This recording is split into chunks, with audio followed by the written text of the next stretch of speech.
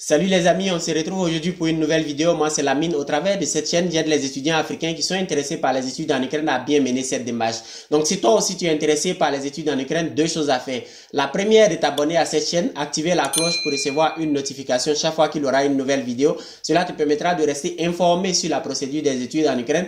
Et la deuxième chose à faire, c'est que si tu as déjà décidé de venir en Ukraine, c'est de me contacter le plus rapidement possible pour que je puisse te trouver une admission dans une université en Ukraine, t'assister dans la demande de visa et t'accueillir lorsque tu seras déjà en Ukraine.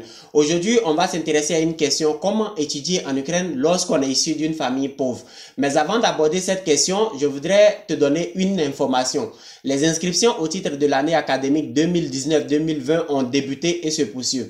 Donc, si tu es vraiment intéressé par les études en Ukraine cette année, c'est le meilleur moment pour toi de commencer la demande d'admission, de commencer les démarches pour avoir le visa et d'être en Ukraine au plus tard le 1er septembre 2019, car la rentrée est fixée à cette date. Fin de la parenthèse. Aujourd'hui, on va voir, comme je le disais tantôt, comment étudier en Ukraine lorsqu'on est issu d'une famille modeste ou bien d'une famille pauvre. La différence entre un étudiant issu d'une famille riche et un étudiant issu d'une famille modeste, c'est qu'en Ukraine, l'étudiant issu d'une famille modeste doit fournir 2 fois, 3 fois plus d'efforts qu'un étudiant issu d'une famille riche. Je vous explique. Actuellement, c'est l'été en Ukraine. Donc, c'est le meilleur moment pour vous. Si vous savez que vos parents n'ont pas assez de moyens, c'est le meilleur moment pour vous de commencer à vous réveiller très tôt le matin, parce qu'en Europe, pour réussir, il faut se réveiller très tôt le matin. Mais il ne s'agit pas de se réveiller très tôt le matin et d'être devant son ordinateur, mais il s'agit plutôt de se réveiller très tôt le matin et de commencer à chercher un emploi. Actuellement, il fait chaud. Actuellement, la température est bonne. Vous pouvez dès à présent commencer à travailler et avoir un plan pour la rentrée prochaine. Si vous voulez vraiment contribuer, ou bien si vous voulez vraiment aider la famille en ce qui concerne le paiement de la scolarité, vous devez commencer dès à présent à vous réveiller très tôt le matin et à commencer à chercher le boulot. Si vous ne savez pas comment trouver un boulot, vous pouvez toujours vous renseigner auprès de ceux qui travaillent, parce que ceux qui travaillent ont le plus d'informations en ce qui concerne les boulots. Ceux qui ne travaillent pas ne pourront vous aider en rien du tout. Donc, si vous cherchez un travail, renseignez-vous plutôt auprès de ceux qui travaillent. Si vous demandez à quelqu'un qui ne travaille pas comment faire pour avoir un travail en Ukraine, il vous dira qu'il n'y a pas de travail en Ukraine. Le problème ne s'agit pas de l'Ukraine, il s'agit de vous-même. Même dans certains pays plus pauvres que l'Ukraine, des gens arrivent à s'en sortir. Alors pourquoi toi tu es en Ukraine? Déjà en Afrique tu te plaignais, et arrivé en Ukraine, pourquoi tu te plains toujours que tu n'as pas le travail?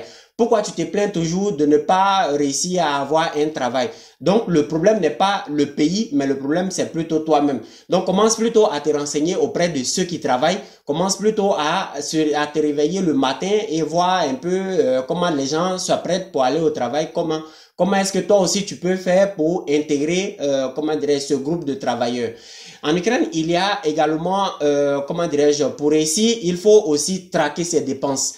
Vous savez, beaucoup d'étudiants arrivent ici étant issus d'une famille pauvre, mais quand ils gagnent un peu d'argent, ils commencent à faire des sorties en boîte de nuit, des sorties dans les cafés, restaurants et tout ça.